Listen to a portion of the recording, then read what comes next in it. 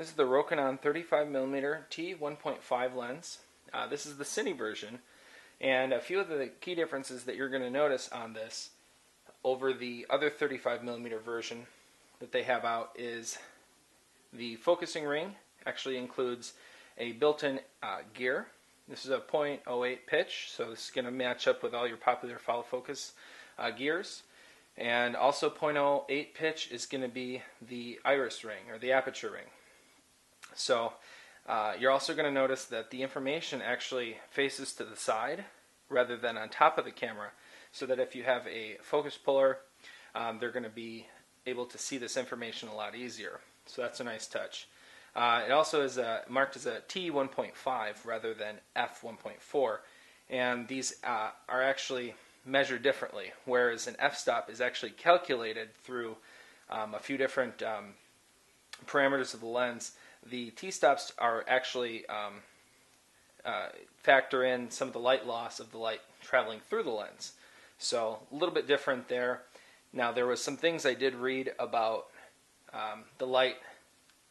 The f-stop is not actually true to what the lens is actually calculates. So if you're going to compare this to another lens or a light meter, a lot of people have said that it actually is more of a 1.8. So I thought that one of the things I would try first off is testing that. So I'm going to grab my light meter and we're going to give it a shot here. Okay, so we're going to test the aperture value of the lens compared to what the camera is telling me and what I should be getting through my light meter here. So what I've done is I've just pointed it towards my background, which is relatively evenly lit.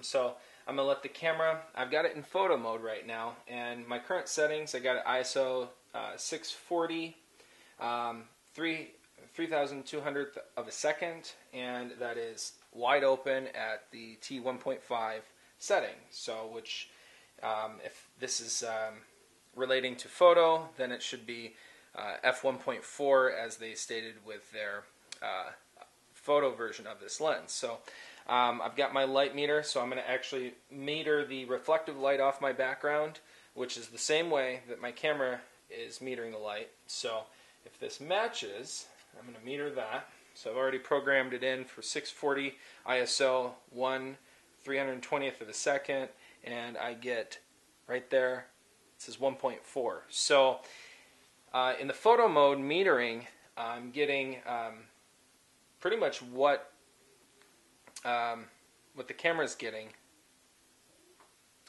Alright, so next we're going to talk about the aperture ring here. So we're going to utilize the built-in gear here, and we're going to use this device. It's called the D-Zoom from D-Focus, and this is originally intended to change the zoom position on your zoom lenses while you're recording, so you can get a nice smooth zoom, which works great for, but I thought it might be a very useful tool for pulling iris.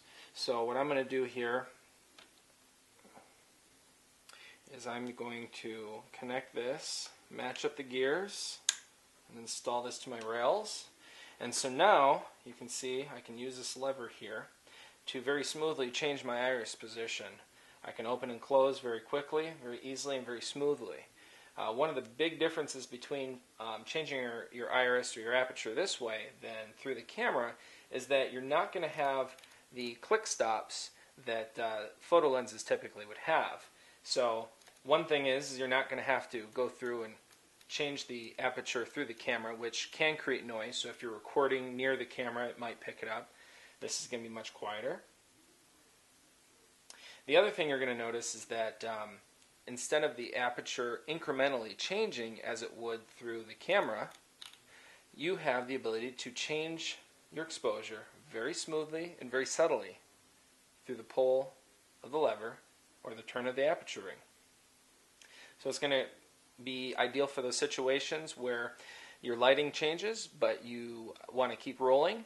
You can just change the exposure. So if you're following your actor out a door, going from inside where it'd be darker to outside bright and sunny, you're able to change this very smoothly. The next thing we're going to look at here is the focus ring.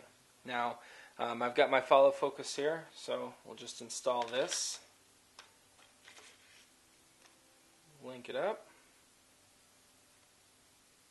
Okay. And again, the focusing ring is very, very smooth. It's exactly what you'd expect and want to feel in a lens. It's not too loose, not too tough. Some people were concerned about the lens being too tough for your follow focus and being hard to turn, but it is very easy to turn. It has some resistance, but just enough where it's not going to accidentally move on you. It's very, very nice feel to it.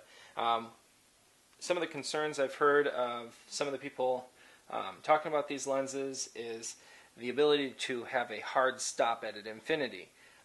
Whereas the lens does have hard stops at both ends of the focus.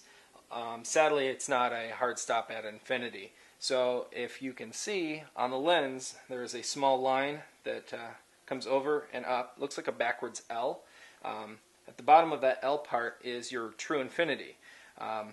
So if you stop here, that's a good indication of where true infinity is. But if you let the camera lens stop at its end of the focus range, you will not be in focus at infinity. This actually focuses past infinity by a little bit. So keep that in mind. Let your focus puller know that that's infinity, that is not. So that's the Rokinon 35mm T1.5 Cine lens. I just wanted to give you a brief overview of the lens itself, some of the key features and benefits of it. And next thing I got coming up is going to be the photos and video samples, which will have to come later. I want to hold off and wait for a day off where I can really put the camera and the lens through the paces and really see what it can do. So we'll see you then.